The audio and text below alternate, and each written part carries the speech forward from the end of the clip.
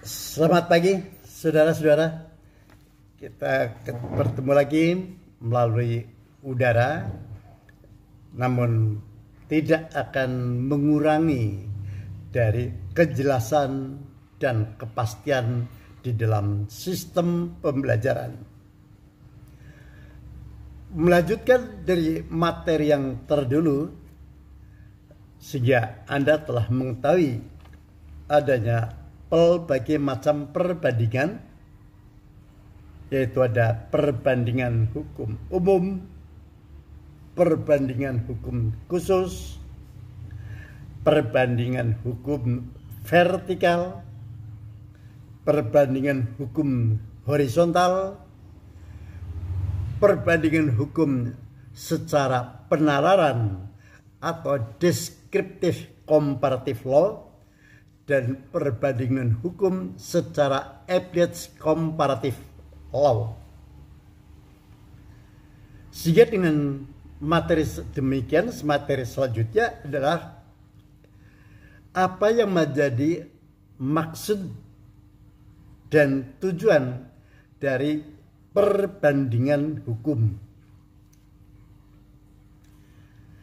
Maksud dari perbandingan hukum adalah bahwa dalam melakukan suatu perbandingan hukum tidak semata-mata mencari perbedaan-perbedaan, tetapi yang lebih penting adalah sebab-sebab adanya perbedaan-perbedaan dan persamaan-persamaan baik lembaga hukum maupun sistem hukum di berbagai negara. Seperti disebutkan di dalam bukunya Prof. Subakti, judulnya Perbandingan Hukum Perdata,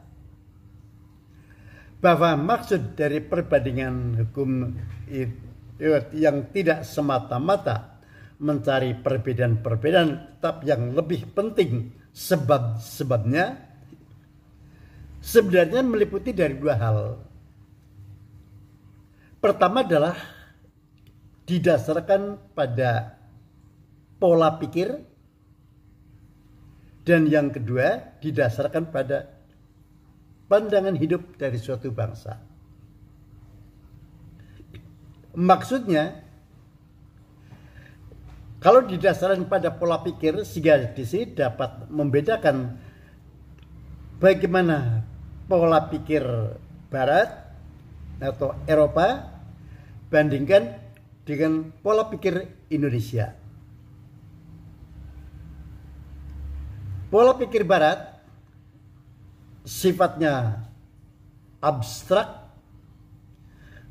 analisis, dan sistematis. Sebagai gambaran konkretnya, misalnya masalah basic. Dalam basic ini, seseorang yang menguasai sesuatu benda bergerak, apakah dia sebagai pemiliknya atau hanya menguasai saja, maka kalau hal ini harus dibuktikan bahwa yang memegang suatu benda bergerak ini harus ditentukan adalah pemiliknya, maka di sini akan terjadi kemacetan di dalam lalu lintas hukum. Sehingga dengan lahirnya teori basic ini oleh Paul Salton, yang selanjutnya dapat kita perhatikan pada pasal 1977 ayat 1 BW, terhadap siapapun yang menguasai suatu benda bergerak dianggap sebagai pemiliknya. Inilah merupakan terobosan untuk menghindari terjadinya di dalam kemacetan lalu lintas hukum. Dengan demikian, seseorang yang menguasai suatu benda bergerak, kalau dijadikan jaminan utang, misalnya berupa gade itu sah sepanjang tidak dapat dibuktikan sebaliknya. Oleh karenanya, kalau dalam membuat perjanjian gade, si pemilik barang tersebut harus pemiliknya, inilah yang akan menimbulkan kemacetan di dalam lalu lintas hukum. Tetapi dengan memperhatikan bahwa yang bersangkutan sudah menguasai benda tersebut cukup lama, digunakan sehari-hari, maka cenderung orang beranggapan bahwa benda tersebut adalah miliknya. Ini sifatnya abstrak, analisis dan sistematis. Jadi kalau harus hal ini dibuktikan, makan waktu yang lama. Jadi terobosan ini sangat bagus, sehingga tidak segala hal yang merupakan hambatan-hambatan ini dapat terselesaikan. Itu yang pertama. Tapi bagaimana pola pikir Indonesia? Kalau pola pikir Indonesia bukan abstrak, sistematis, dan analisis, tetapi pola pikir Indonesia itu konkret.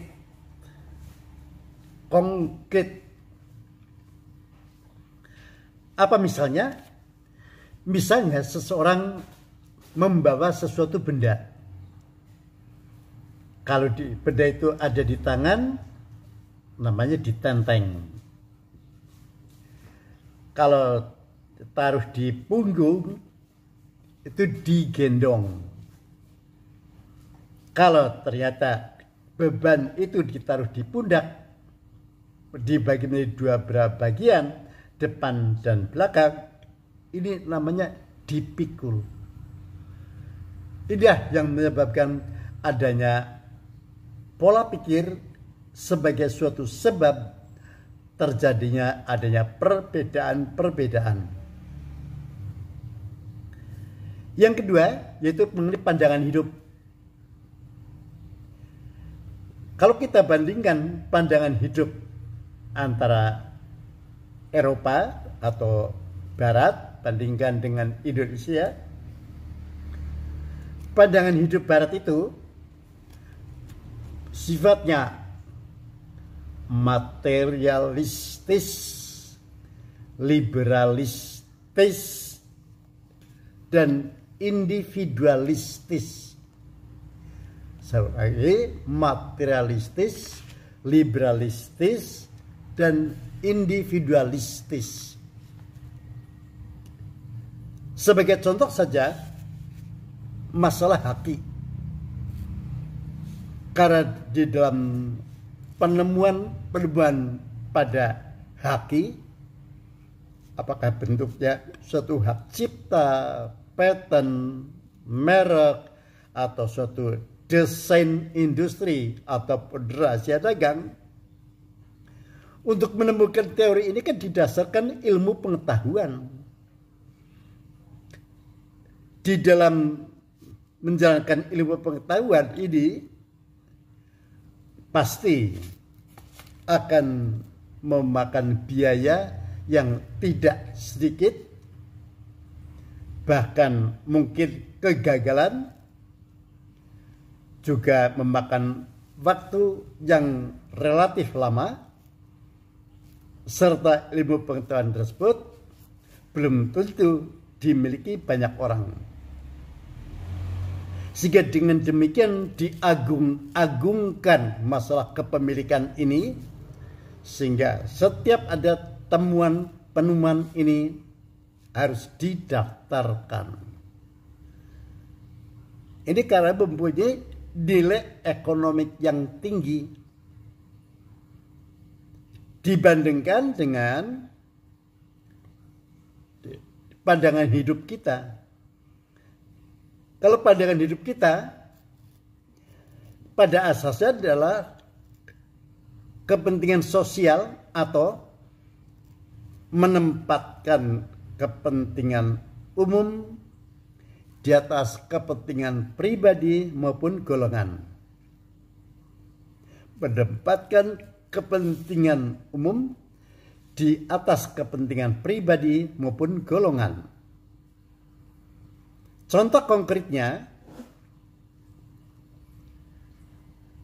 kalau kita perhatikan pasal 5 Undang-Undang Pokok Agraria,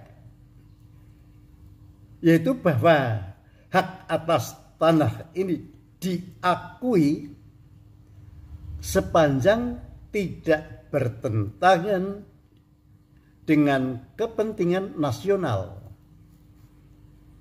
Dalam hukum adat, kendal adanya tanah adat,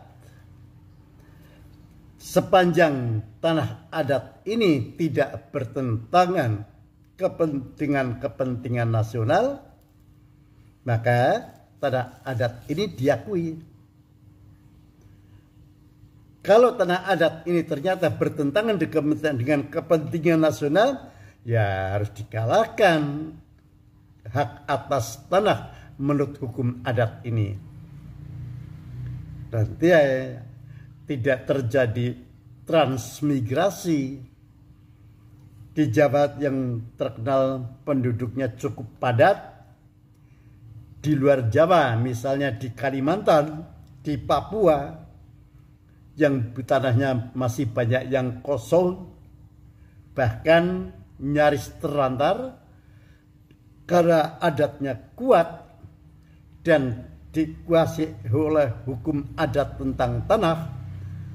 Jadi orang-orang dari Jawa nggak bisa transmigrasi ke sana. Tapi karena dia adalah merupakan satu wilayah kesatuan NKRI, maka inilah dalam politik hukum agraria. Bukan hal itu saja. Demikian pula juga dalam pasal 6 Undang-Undang Pokok Agraria yang mengatakan bahwa setiap jengkal tanah ini mempunyai fungsi sosial. Yaitu artinya apa? Semua hak atas tanah ini mempunyai fungsi sosial. Yang maksudnya adalah karena bahwa setiap jengkal tanah harus mempunyai fungsi sosial, tidak boleh terjadi penelantaran tanah. Dengan maksud bahwa setiap jengkal tanah ini tidak saja memberikan manfaat kepada pemiliknya, tetapi juga bahwa tanah tersebut harus memberikan manfaat bagi orang lain. Inilah dengan beberapa contoh ini sebab adanya suatu perbedaan dalam pelbagai sistem hukum, khususnya dalam sistem hukum barat dengan sistem hukum kita, yaitu kuncinya pada pola pikir dan pandangan hidup dari suatu bangsa. Dan yang kedua, maksud dari melakukan suatu perbandingan hukum adalah dengan melakukan perbandingan hukum, maka akan ditemukan pelbagai persamaan terhadap suatu bangsa. Khususnya dalam rasa hukum dan rasa keadilan. Jadi sebab dari adanya persamaan, yaitu persamaan dalam rasa hukum dan rasa keadilan. Misalnya dalam persamaan dalam rasa hukum, dengan adanya suatu perkata yang mengatakan cogitationis punam nemo petitur. Artinya bahwa segala sesuatu yang hanya ia pikirkan itu tidak dapat dihukum. Misalnya seseorang yang merencanakan untuk melakukan perampokan dalam suatu bank, telah dipelajari hari apa bank itu sepi, biasanya pada hari Jumat siang, waktunya orang bersolat jemaah. Satpamnya ada beberapa orang, karyawan pria berapa orang, karyawan wanita berapa orang, sehingga rencananya nanti harus menyiapkan personalia untuk bisa mengatasi keadaan-keadaan demikian. Kalau itu masih hanya dalam pemikiran, sehingga diketahui orang bahwa yang bersangkutan ini akan melakukan perampokan, nggak bisa dihukum. Karena apa? Belum ada perbuatannya. Ini masih dalam pemikiran dan rasa hukum yang ternyata cogitationis punam nemo petitur itu adalah yang rata-rata merupakan sebab-sebab persamaan dalam pelbagai bangsa. Juga dalam rasa keadilan. Dalam rasa keadilan, misalnya yang mengatakan bahwa neminem laedere. Nem laedere artinya adalah apa yang Anda tidak inginkan, apa yang tidak Anda inginkan, jangan sampai orang lain mengalaminya. Atau misalnya kalau dicubit ini merasa sakit, ya jangan nyubit orang lain.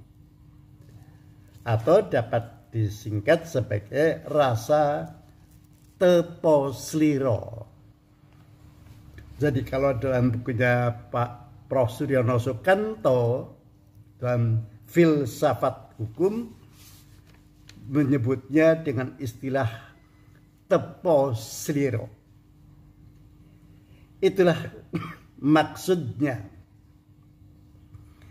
Sedangkan tujuan dari perbandingan hukum perdata, terdapat berbagai ahli hukum yang telah merumuskan apa sih sebenarnya yang menjadi tujuan dalam melakukan perbandingan hukum ini.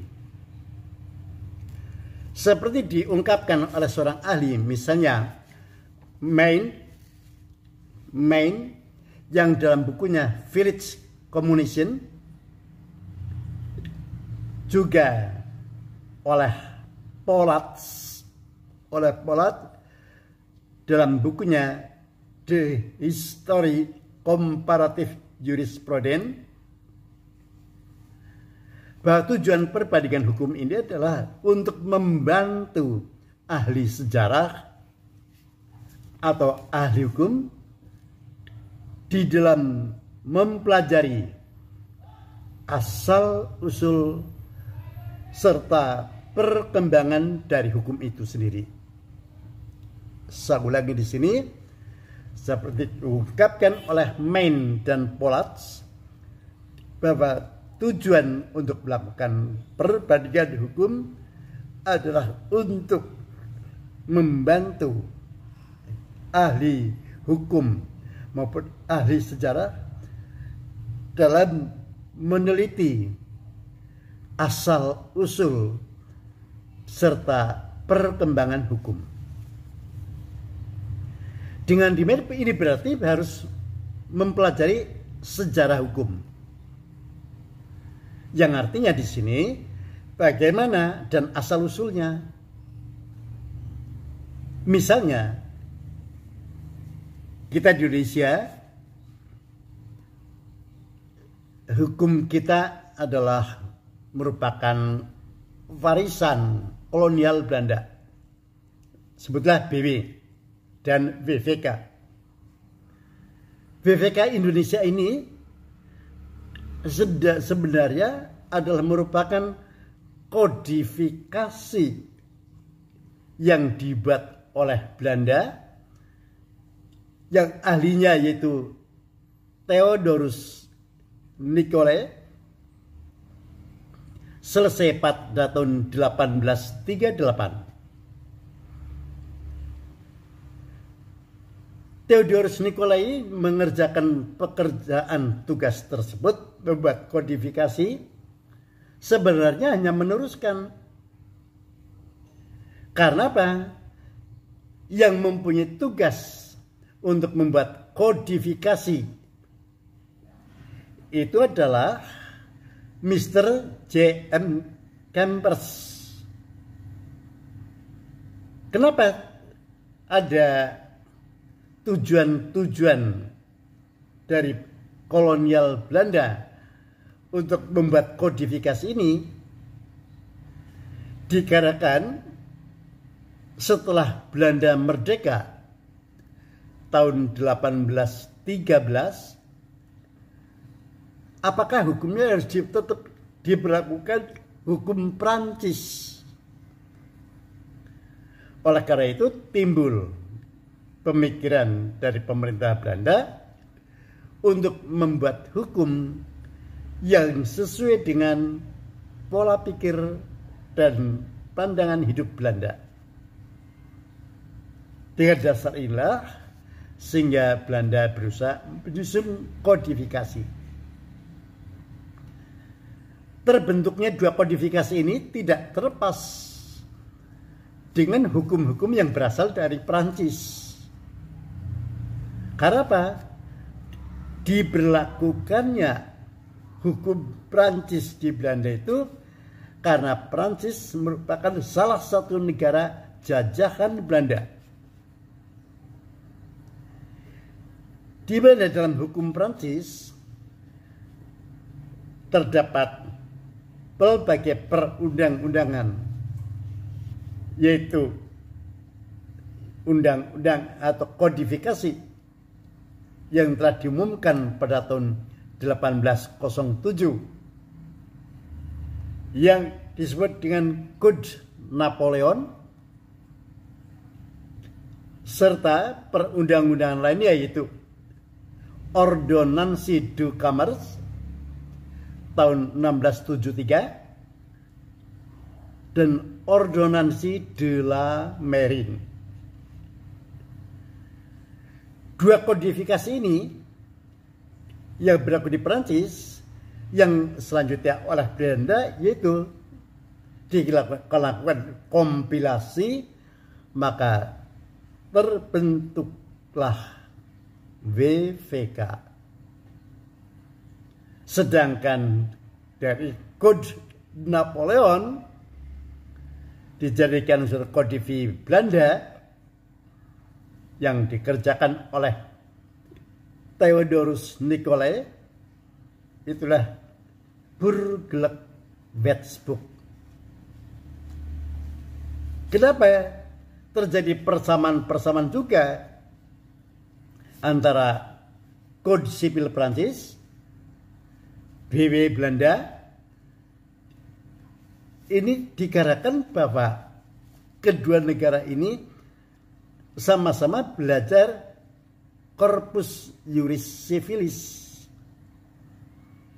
dari Romawi, yang terbentuknya kodifikasi Corpus Juris Civilis ini sebenarnya atas perintah sang kaisar, oleh sang kaisar Justinianus, sehingga disebut dengan Corpus Juris Civilis Justinianus.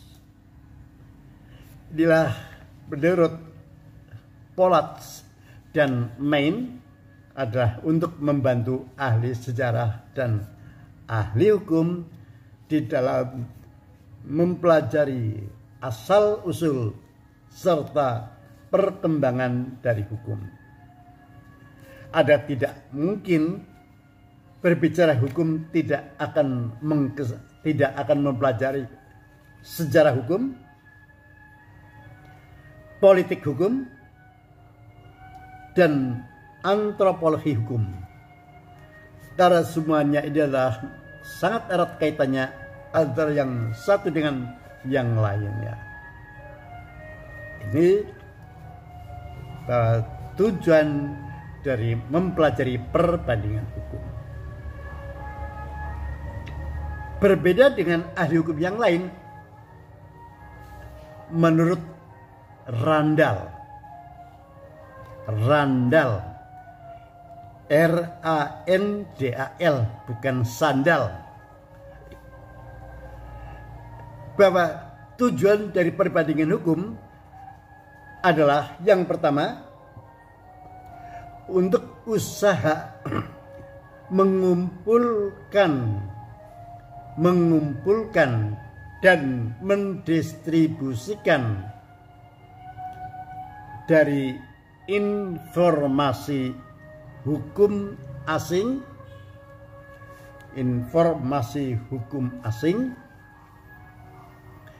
dalam kegunaannya bagi hukum di suatu negara. Dengan demikian, apa yang dapat kita petik bagi bangsa Indonesia dengan adanya tujuan hukum menurut Randall? Dengan mempelajari perbandingan hukum ini dan telah dikumpulkannya hukum-hukum asing ini, maka kita akan mengetahui di mana kekurangan hukum atau sistem hukum maupun lembaga hukum di negara kita. Sebagai contoh, sebagaimana disebutkan hukum jaminan pada buku 2 BW, itu hanya dikenal gadai dan hipotek. Disebut sebagai gadai, ini adalah merupakan hak kebendaan di mana jaminan utang ini berupa benda bergerak. Sebaliknya, apa yang disebut dengan hipotek adalah merupakan hak kebendaan di mana jaminannya merupakan benda tidak bergerak. Ternyata dengan adanya dua lembaga hukum ini belum dapat memuaskan kepada masyarakat, sehingga timbul dalam praktek seseorang sebagai pengusaha kafetaria, dia ingin mengembangkan usahanya, pasti akan dibutuhkan modal. Si pengusaha kafetaria ini atau si Mr. Boss untuk menambah usahanya, ekspansi usahanya, kalau hal ini menggadaikan benda-benda milik dari kafetarianya, menjadi masalah. Bagaimana cara membayar secara cicil hutang-hutang itu? Demikian pula kalau akan dibebani dengan hipotek juga adalah tidak mungkin, karena yang dimiliki oleh Peter Boss ini berupa benda bergerak. Inilah yang menimbulkan kemacetan mengenai jaminan di dalam masyarakat, sehingga timbullah dari sini adanya perbuatan-perbuatan dengan jaminan fiducia eigendom overdraft. Fiducia eigendom overdraft. Artinya di sini adanya jaminan utang berupa bendanya benda bergerak, tapi benda bergerak tersebut tetap di bawah penguasaan si debitur. Karena benda bergerak ini diserahkan kepada kreditur, ya pasti debitur nggak mampu akan bayar utangnya. Sebaliknya, kalau harus tetap dipertahankannya, ya nggak mungkin juga dengan hipotek, karena bendanya berupa benda bergerak. Inilah berkembang dalam praktek mengenai jaminan fidusia ini. Maka hal ini ditemukan di dalam melakukan penelitian lembaga hukum, sehingga dengan adanya fidusia ini akan dapat membawa ketertiban dalam masyarakat, kepuasan dalam masyarakat, dikarenakan adanya lembaga jaminan tersebut ini dapat memuaskan kepada masyarakat.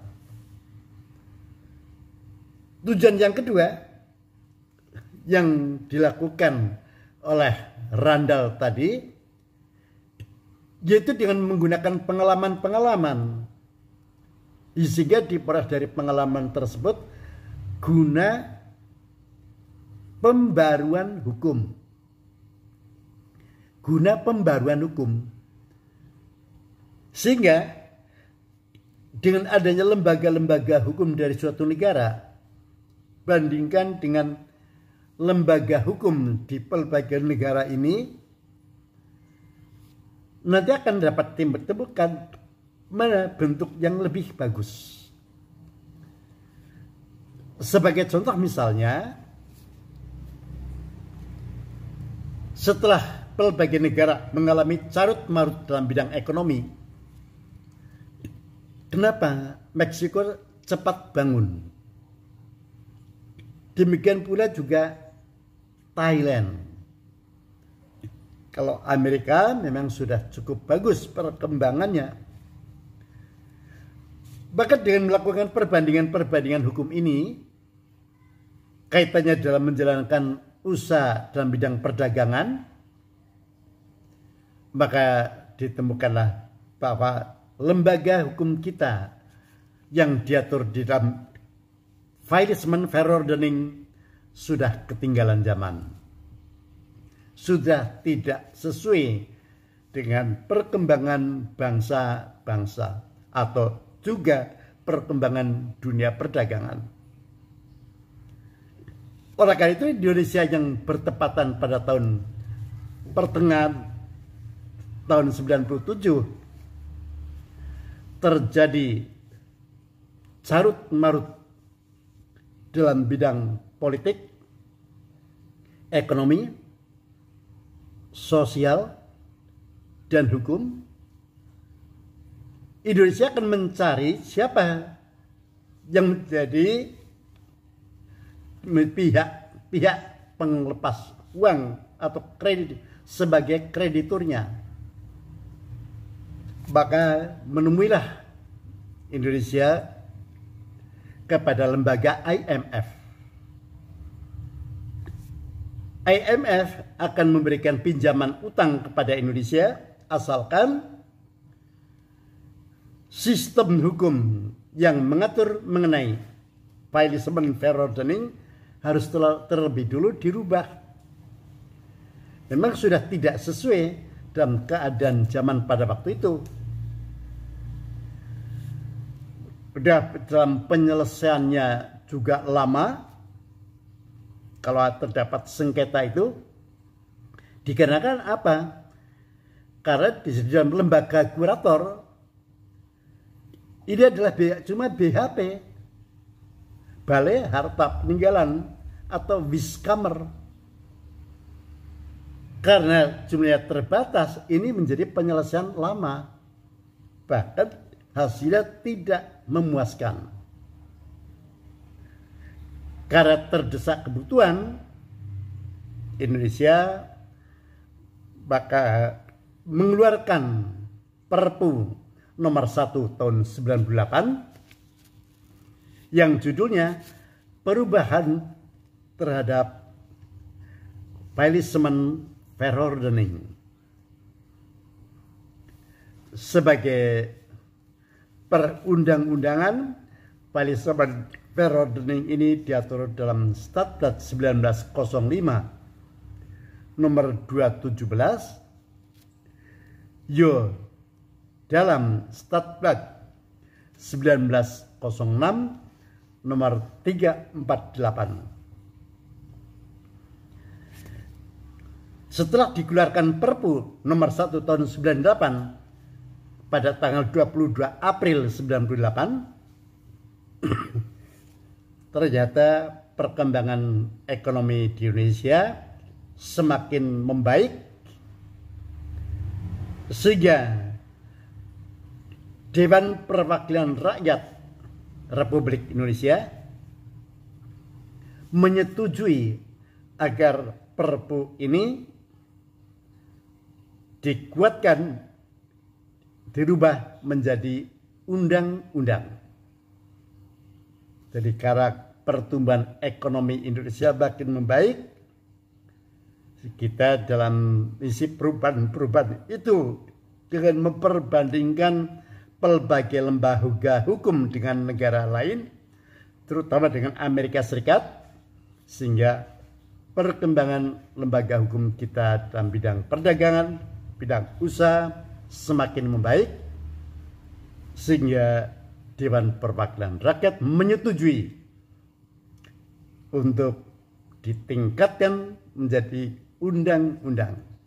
Maka lahirlah Undang-Undang nomor 4 tahun 98, yaitu Undang-Undang Kepailitan. Yang ternyata perkembangan dari Undang-Undang Kepailitan juga semakin bagus, tapi perlu adanya penyempurnaan. Jadi sekalipun demikian mudahnya seseorang ataupun suatu badan usaha ataupun juga suatu badan hukum maupun suatu persekutuan perdata untuk tidak begitu mudah dijatuhi putusan pailit, sehingga dibuatlah celah untuk perdamaian, yaitu menjadi Undang-Undang Kepailitan dan penunjaan kewajiban pembayaran utang. Undang-Undang Kepailitan dan penundaan kewajiban pembayaran utang, sebagaimana dimuat di dalam Undang-Undang nomor 37 tahun 2004 sampai sekarang. Jelas, jadi dengan melakukan perbandingan hukum, pelbagai keuntungan dapat diperoleh, yaitu kita akan dapat menemukan hukum-hukum untuk melengkapi sistem hukum maupun lembaga hukum di Indonesia. Di samping itu juga dengan melakukan penelitian hukum dimaksudkan untuk pembaruan hukum. Pendapat lain, yaitu dari Prof. Subekti, apa sih tujuan dari perbandingan hukum? Lebih lanjut mengenai perbedaan dan persamaan-persamaan menurut Prof. Subekti, dan unsur-unsur adanya persamaan-persamaan di dalam pelbagai sistem hukum maupun lembaga hukum, adanya persamaan-persamaan baik dalam sistem hukum maupun lembaga hukum, di mana dikatakan oleh Prof. Subekti dalam melakukan perbandingan hukum yang sangat penting adalah mengenai sebab-sebab adanya perbedaan-perbedaan dan persamaan-persamaan. Hal ini meliputi unsur-unsur persamaan itu bersama dalam politik ataupun juga kebudayaan. Persamaan dalam pola politik maupun kebudayaan. Sebagai contoh misalnya, kalau kita lihat pola politik antara Inggris, Amerika Serikat, Australia, Singapura, New Zealand, itu ada persamaan. Karena apa? Oh, karena mereka adalah sama-sama negara persemakmuran. Inilah temuan-temuan. Jadi dengan sesama negara persemakmuran, sehingga karena mereka punya politik yang sama. Tapi sebaliknya, kalau bandingkan Belanda, Indonesia, Prancis, banyak persamaan dalam sistem hukum, tapi dalam politik sangat berbeda. Atau lebih jelas lagi, persamaan dalam kebudayaan. Bandingkan kebudayaan di Malaysia dengan di Indonesia. Di sini ternyata sangat kental sekali persamaannya. Dikarenakan apa? Karena dari orang-orang di Malaysia sendiri, sebagian besar adalah berasal dari Riau. Dengan bahasanya juga dari Riau. Bahkan di Malaysia itu beberapa kesenian, misalnya tari tor itu juga dari Sumatera Utara. Karena banyak juga orang Indonesia yang menjadi warga negara di Malaysia, sehingga mengakibatkan adanya persamaan-persamaan dalam bidang politik maupun kebudayaan. Hal lain, adanya unsur persamaan yaitu kaitannya dengan pertukaran atau pengoperan kebudayaan. Pengoperan kebudayaan. Hukum adalah merupakan salah satu dari budaya. Kenapa hukum Indonesia sangat banyak persamaannya dengan hukum Belanda? Ya karena pernah diberlakukan dengan asas konsensualisme atau juga asas konkordansi. Asas konkordansi ini dapat kita lihat di dalam pasal 75 ayat 1 Reglement, atau juga dapat dalam pasal 131 IS ayat 2A, itu juga asas konkordansi. Sehingga hukum yang berlaku di Indonesia untuk bangsa Belanda sejauh mungkin hukum perdata, hukum dagang, hukum pidana, hukum acara perdata maupun hukum acara pidana disesuaikan dengan hukum yang berlaku di Nederland. Itu karena adanya pertukaran atau pengoperan. Yang ketiga yang menyebabkan adanya persamaan-persamaan itu karena dimungkinkan adanya infiltrasi hukum asing.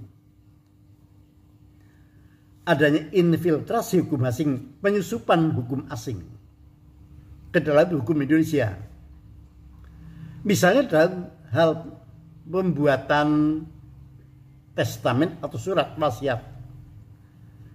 Ini harus dengan akte notaris. Walaupun bahasanya kalau kita rasakan sekarang adalah janggal. Pada hari ini saya notaris X yang telah kenal dengan saudara siapa. Loh, baru ketemu ya, kok yang sudah saya kenal. Tapi inilah merupakan infiltrasi dari hukum asing. Di samping masalah akta notaris juga grosse akte. Itu juga merupakan hasil infiltrasi, sehingga di sini terdapat persamaan-persamaan. Di samping hal tersebut, sebagai unsur-unsur kesamaan, yaitu bahwa kebutuhan masyarakat yang pada asasnya sama. Kebutuhan masyarakat yang pada asasnya sama. Diawali dengan kebutuhan primer. Kebutuhan akan makan, kebutuhan pakaian, kebutuhan akan papan, kebutuhan akan kesehatan, dan kebutuhan pendidikan, dan seterusnya.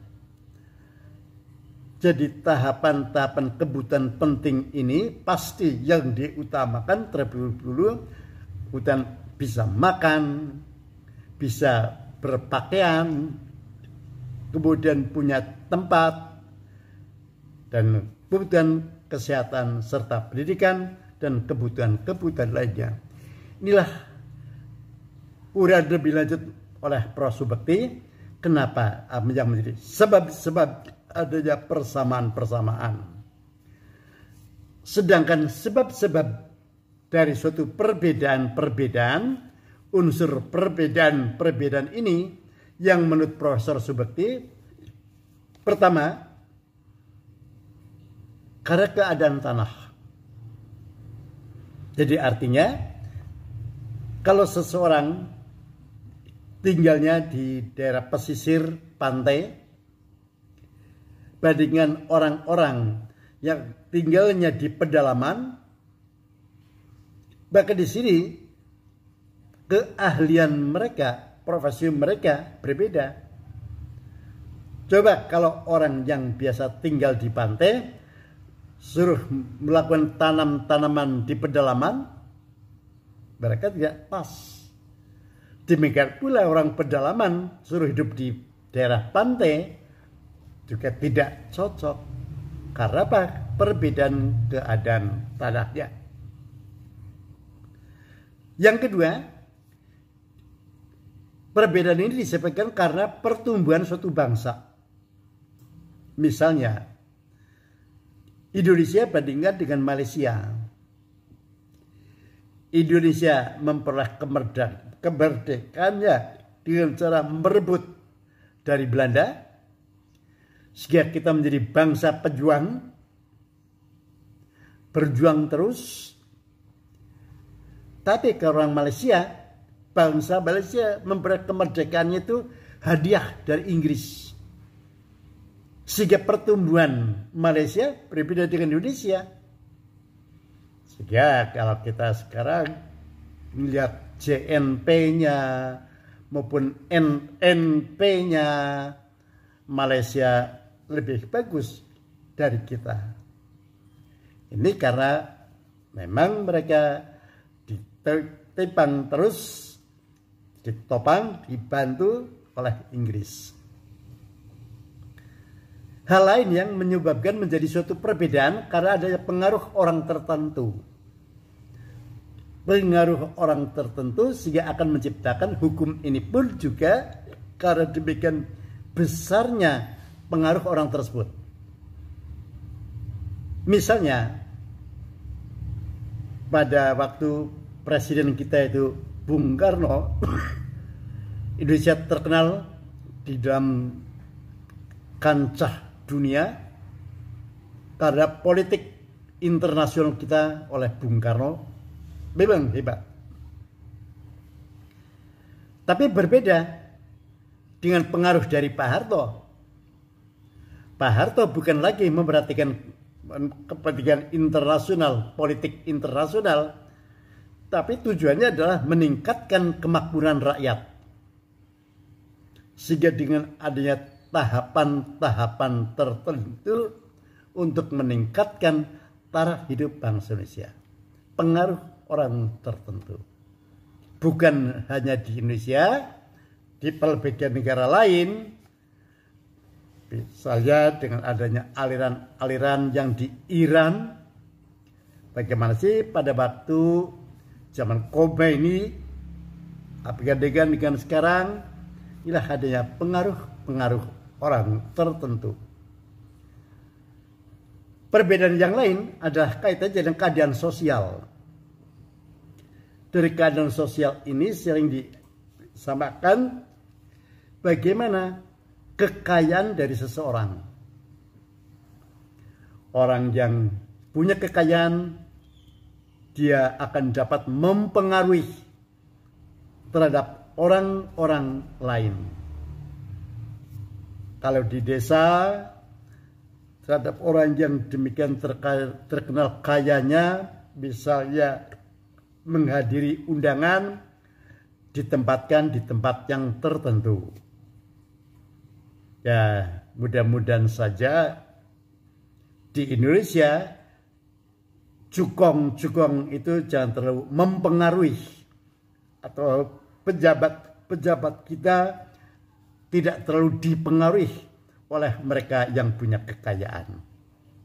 Dia masih relevan apa yang dikatakan oleh Prof. Subekti kaitannya dengan keadaan sosial. Inilah yang mempunyai pengaruh. Dan yang kelima, yang mempengaruhi adanya perbedaan-perbedaan itu adalah agama. Inilah sangat vital. Kalau kita bandingkan antara Indonesia dan Romawi, maka produk hukum kita ini lebih banyak diwarnai oleh hukum Islam. Dikira kenapa? Karena mayoritas penduduk Indonesia, kurang lebih 85%, adalah beragama Islam. Sehingga akan mempengaruhi terhadap pembuatan hukum kita. Sebagai contoh dalam bidang hukum perkawinan. Pertama saja sudah mengatakan perkawinan adalah ikatan lahir batin antara seorang pria dengan seorang wanita sebagai suami istri yang bertujuan membentuk keluarga yang bahagia dan kekal berdasar ketuhanan yang Maha Esa. Sehingga dengan demikian kentalnya pengaruh agama Islam terhadap hukum perkawinan. Sampai yang hal cukup sensitif, yaitu poligami. Seseorang boleh berpoligami apabila cukup alasan dan cukup syarat serta ada izin dari pengadilan. Berbeda dengan hukum perkawinan yang diatur dalam BW, yang bersumberkan dari hukum kanonik. Di dalam BW dengan alasan apapun, pertama, tidak mengenal adanya perceraian dan tidak mengenal adanya poligami, tapi menganut asas monogami yang mutlak. Menganut asas monogami yang mutlak. Kalaulah sudah saling tidak mencintai, tetap nggak boleh mereka bercerai. Tapi yang akan dilakukan adalah sharing van tafel en bed. Itulah materi perkuliahan pada hari ini, dan nanti akan kita teruskan apa sih yang menjadi manfaat serta metode dalam perbandingan hukum perdata. Demikian, selamat pagi saudara, sampai ketemu pada saat mendatang. Terima kasih.